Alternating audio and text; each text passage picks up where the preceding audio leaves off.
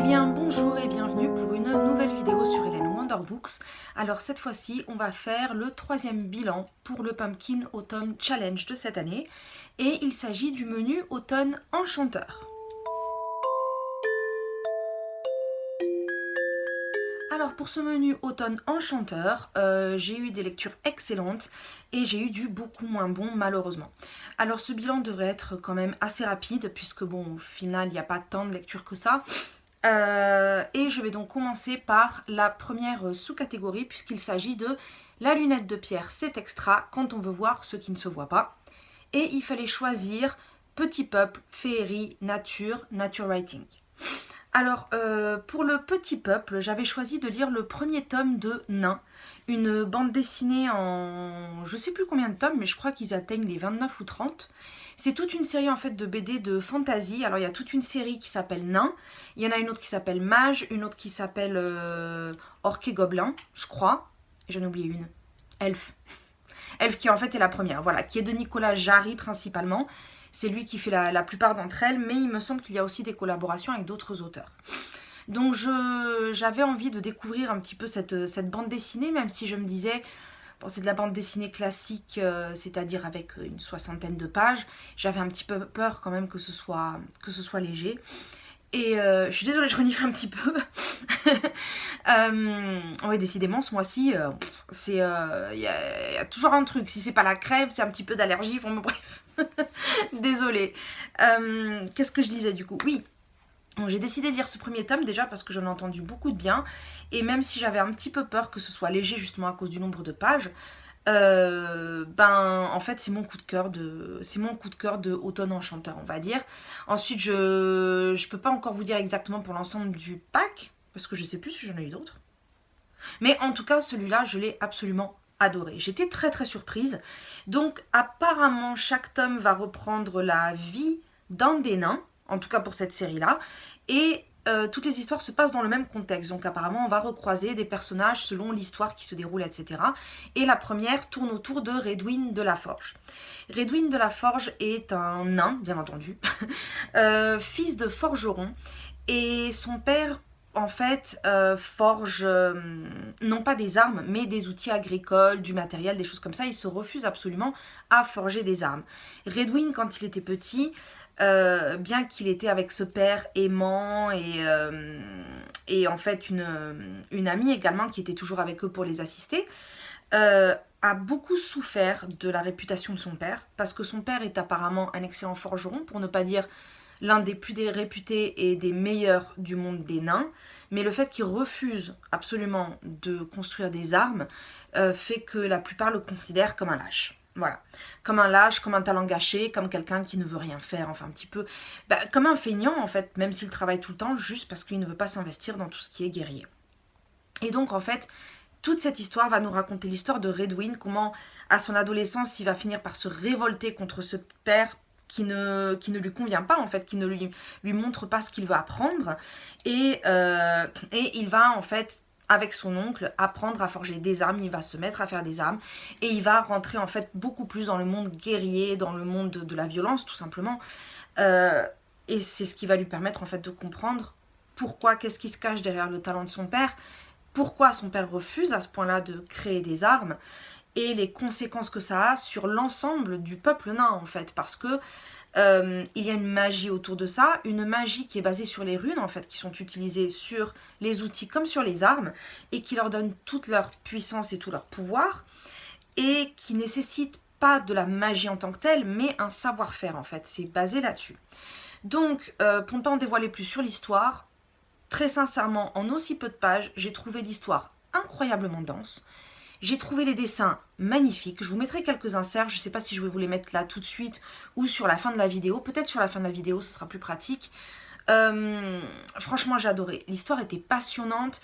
Tout le développement psychologique de Redwyn, de son père, des conséquences de ses actions, des conséquences des décisions de son père, était étonnamment très très profondément exploré. Malgré, comme je dis, le nombre de pages. Oui, je sais, je répète souvent cette histoire du nombre de pages, mais c'est vrai qu'en plus, sur quelque chose qui n'est pas du texte, mais du dessin, des fois, Surtout quand on prend l'habitude de lire maintenant des choses beaucoup plus grosses au niveau des romans graphiques, on perd presque l'habitude de se dire, quand les choses sont bien racontées, même en peu de pages, l'essentiel peut être dit et on peut ressentir des millions d'émotions qu'on pourrait ressentir avec un pavé de 500 pages en fait. Donc voilà, je ne veux pas en dire beaucoup plus sur celui-là, à part effectivement que je l'ai absolument adoré. Je le conseille à tous ceux qui aiment la fantasy, bien entendu, puisque c'est dans ce milieu-là que ça évolue, mais à n'importe quelle personne en fait qui aime les bonnes histoires.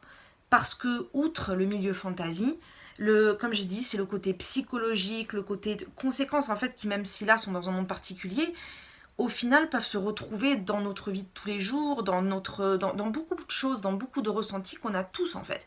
Il n'y a pas besoin d'être un nain et d'avoir des pouvoirs magiques pour ressentir ce que ces personnages ressentent et pour comprendre ce par quoi ils passent. Voilà. Toujours dans la même sous-catégorie et pour les mots-clés nature et nature writing, j'avais décidé de lire Les Dents de la Mer. Parce que les requins c'est dans l'eau, la mer c'est dans la nature et puis voilà. Ça me convenait, je voulais le lire à ce moment-là, donc voilà. C'est comme ça que j'ai réussi à le faire passer. Alors, malheureusement, celui-là, par contre, c'est un gros flop. Je ne vais pas m'attarder spécialement dessus, parce qu'en fait, j'en parle dans mon vlog d'automne, pour lequel je vais vous mettre un petit lien quelque part. Et je développe pas mal dans la deuxième partie du vlog qui va bientôt sortir. En fait, ça avait plutôt bien démarré. C'est-à-dire que sans être... je sentais bien que ça allait pas être un truc super poussé, mais je pensais que ça allait être une bonne lecture, sympa et tout. Il y avait des bonnes idées au départ. Puis c'est parti en sucette sur, on va dire, un tiers du bouquin, qui s'est attardé sur un point de l'histoire dont j'avais rien à carrer, qui n'avait rien à voir avec l'histoire principale, où même après l'avoir terminé, je me demande encore qu'est-ce que ça foutait là. Sans compter l'opinion sur les femmes. C'est un bouquin qui a été écrit dans les années 70, mais on ressent beaucoup aussi que c'est un homme qui l'a écrit dans les années 70, et on voit bien qu'il essaye de... Le seul personnage féminin en fait qu'on croise est exécrable à tout point de vue, c'est un cliché sur pattes pour tellement de choses, elle est détestable, ce qu'elle fait est con, disons-le, et en plus de ça, le fait est que toute cette partie-là n'a absolument aucune conséquence ou même intérêt, ni sur l'histoire, ni sur les requins, ni sur rien du tout. Et donc du coup, même si la fin était un petit peu plus intéressante, encore qu'il y a des petites choses aussi qui m'ont dérangé, au niveau des animaux et de l'écologie, c'était un petit peu... Mais bon, comme j'ai dit, je développe, j'ai pas envie de revenir dessus, parce qu'en fait, il m'a agacé plus qu'autre chose. Quand je suis arrivée à la partie du milieu dont je vous parle, le truc, je l'ai arrêté, je me suis dit, je vais le jeter par la fenêtre. Mais je fais pas ce genre de choses, voilà. Surtout c'était ma liseuse, donc j'allais pas l'acheter. Mais ouais, ça m'a saoulée. Et puis après, je me suis dit, bon, quand même, c'est une écriture facile, il est pas très long, je vais quand même le lire jusqu'au bout.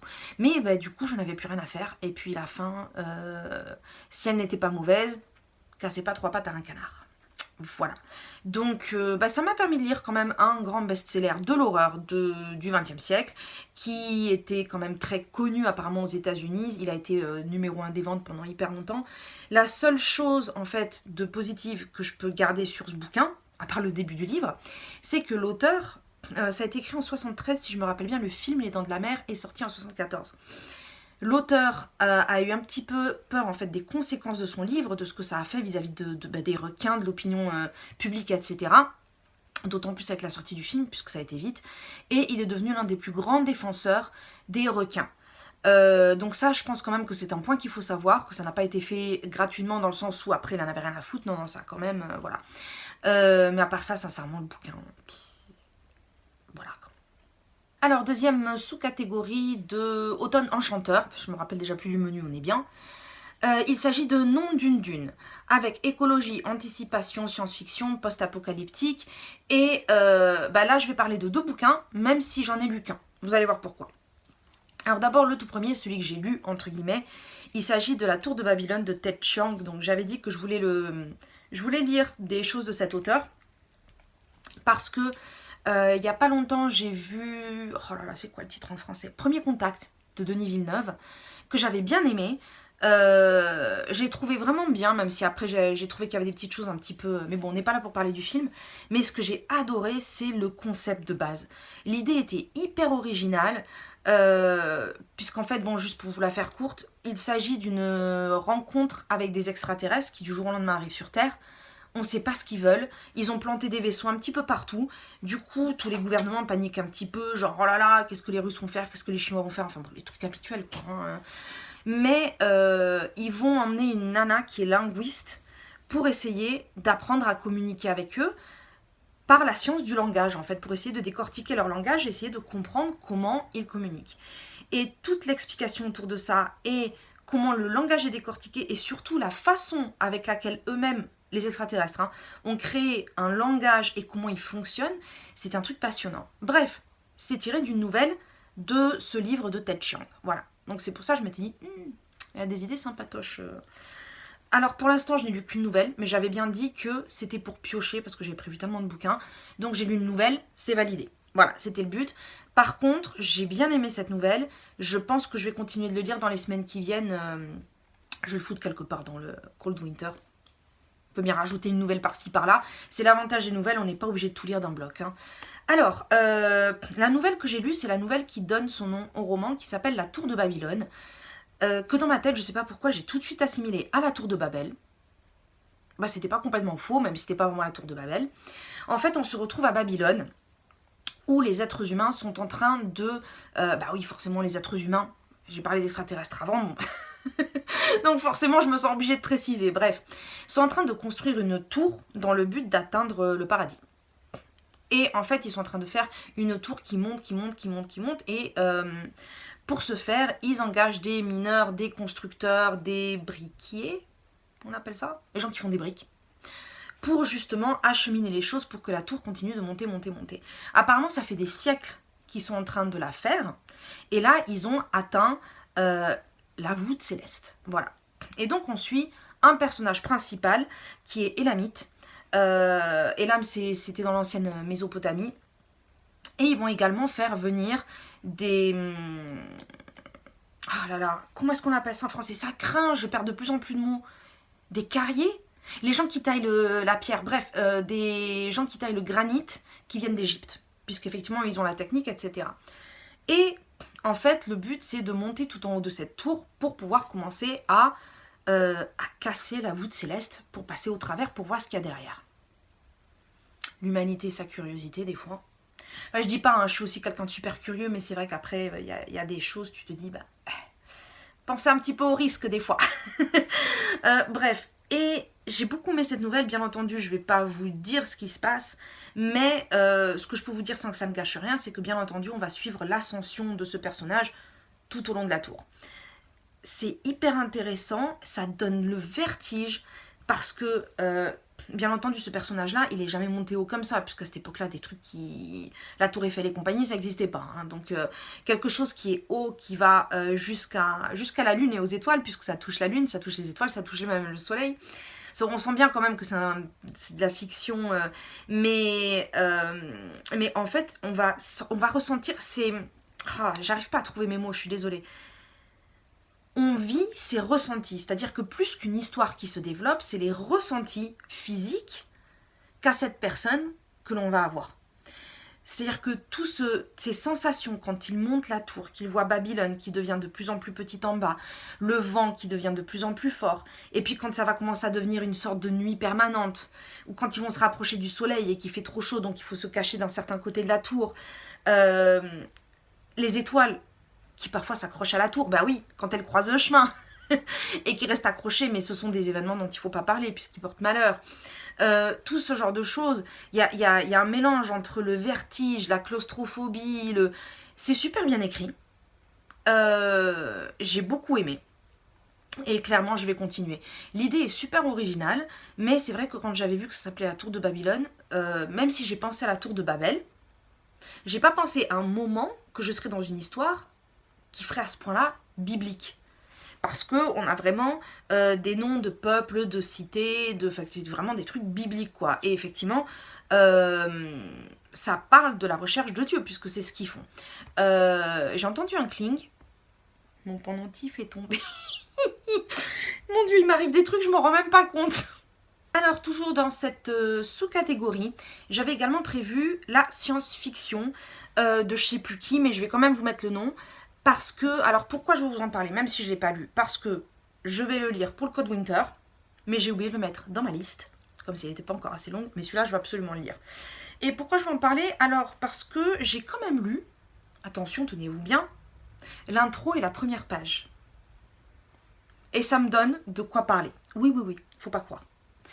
Alors, bien entendu, ça c'est une histoire de la science-fiction, elle doit faire presque dans les 300 pages je crois. Et effectivement, j'aime bien les bandes dessinées, je crois que j'en ai déjà parlé, ou les romans graphiques, qui nous permettent d'apprendre facilement, d'approfondir des thématiques, des biographies, des choses où on apprend vraiment en fait, pas seulement que des histoires fictionnelles. Et donc sur le coup, comme j'avais déjà suivi un MOOC de science-fiction que j'avais trouvé super intéressant, je m'étais dit, bah tiens, ça va compléter. Alors l'introduction est écrite par Pierre Bordage. Et déjà, juste l'introduction m'a donné super envie. En plus, il y a un passage où je trouve qu'il explique très bien justement le rôle de ce type de graphique pour la culture et pour l'apprentissage. D'ailleurs, je vais vous en lire un tout petit paragraphe parce que je l'ai trouvé vraiment très très bien. Faut que je le grossisse par contre parce que c'est tout petit et que j'y vois que dalle.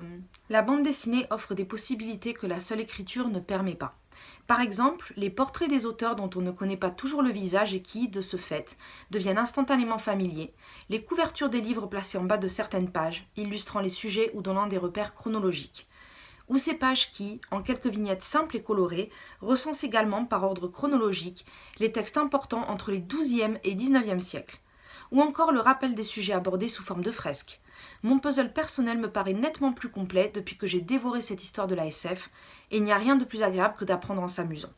Il ne manque rien, ni le terrain conquis par les autrices dans un univers qu'on considère parfois à tort comme masculin, ni le panorama des productions dans d'autres langues que l'anglais, en Europe, en Asie et en Afrique. Une large part est évidemment réservée au cinéma, au pulp et aux comics, illustrés cette fois par les affiches des films ou par les couvertures des revues et des albums. Voilà. Je trouve qu'il explique parfaitement en quoi cette bande dessinée est intéressante. J'ai justement été très surprise quand j'ai vu qu'ils abordent aussi tout ce qui est Afrique, Asie, des pays dont on n'a pas du tout l'habitude d'entendre, ou également effectivement les autrices qui n'ont pas été oubliées. Donc déjà moi juste cette intro, j'ai dit ah ouais, ça a l'air trop bien. Manque de peau. En parlant de curiosité tout à l'heure, je suis aussi quelqu'un de très curieux. Donc dès qu'il y a des choses un tant soit peu en rapport avec la réalité que je maîtrise pas suffisamment, je vais aller chercher. Tout le fait que j'ai lu que la première page. La première page qui, en fait, ne parle que d'Arthur C. Clarke et donne 2-3 détails sur lui que je ne connaissais absolument pas. Parce que je sais qu'il a écrit 2001 l'Odyssée de l'espace. J'ai jamais rien lu de lui, hein. Il a écrit La Cité et les Astres et 2-3 titres comme ça que je connais, mais comme je n'ai rien lu, effectivement je ne sais pas encore ce que ça donne, mais ça fait partie des auteurs que je veux découvrir. Sauf qu'ils ont commencé à expliquer qu'il était scientifique, inventeur, présentateur télé. Apparemment c'est lui qui a mis en place, en tant qu'ingénieur, qui a fait le design et qui a mis en place le projet de l'ascenseur spatial. Ouais, je crois que ça s'appelle comme ça, l'ascenseur spatial qui justement est en projet et va être mis en place, il me semble, par les Japonais dans pas longtemps, en fait, peut-être dans 3-4 ans. Bref, tout ça pour dire, rien qu'avec ce que je viens de vous expliquer, ça représente une 20aine de recherches. Je suis restée sur la première page. Voilà. Et après, j'ai dit, vu comme c'est parti, ça va me prendre 3 plombes. Le challenge était déjà presque terminé, j'ai dit, bon, il passe au suivant, mais clair et net, je vais le lire. Alors enfin, pour la 3e sous-catégorie, il s'agissait de princesse avec inclusivité, LGBTQI+, et féminisme. Donc pour celui-ci, j'avais choisi Apprendre aussi par bonheur de Becky Chambers. Mais lui aussi, il est passé au Cold Winter Challenge, puisque j'ai envie de le lire, et il est hyper court. Le Cold Winter, de toute façon, je vous mettrai le lien au cas où vous n'ayez pas encore vu la vidéo, mais j'ai mis beaucoup de tout petits bouquins, c'est-à-dire des bouquins qui font 150-200 pages comme ça. Ça me permet de, même si je suis fatiguée, même de me dire ah bah tiens voilà je vais prendre celui-là, et de pas me dire oh là là mon dieu faut encore que je me farcisse, c'est un gros bouquin. Voilà, j'ai vraiment pris de tout histoire de justement avoir un max de choix. et de pouvoir faire un max de lecture. Bref, c'est pas le sujet. Donc pour celui-là, j'ai choisi Le Jardin de Gaël Guenillet, qui est un roman graphique qui se passe dans les années 20. Alors déjà, je l'ai choisi parce que j'avais adoré la couverture, je trouve les couleurs super belles et j'adore en fait tout ce qui est style art nouveau ou art déco. Voilà. Et donc forcément là ça m'a appelé tout de suite parce que c'est un mélange des styles. Hein. Et ça se passe dans les années 20 dans un cabaret à Paris où les femmes qui dansent ont toutes des noms de fleurs, d'où le fait que ça s'appelle Le Jardin. Et il y a l'une des femmes a eu un petit garçon et l'a gardé et l'a élevé dans ce cabaret. Et elles l'ont appelé Rose. Alors ce garçon, Rose, n'a grandi qu'avec des femmes, entouré de paillettes, de spectacles, de fleurs, enfin que ce soit de façon imagée ou non. Et effectivement, lui, qu'est-ce qu'il veut faire? Il veut faire comme elle, il veut leur emprunter leur robe, il veut leur... bref. Donc en fait, toute l'histoire est basée là-dessus, puisque lui, il a vécu un petit peu dans un cocon protégé, en fait, dans ce milieu-là du cabaret. Et quand il va commencer à danser, il va commencer à avoir des admirateurs, des gens qui s'intéressent à lui, et ça va le pousser, en fait, à mettre un petit peu son nez à l'extérieur, où les choses ne sont pas considérées de la même façon, il n'y a pas la même ouverture d'esprit.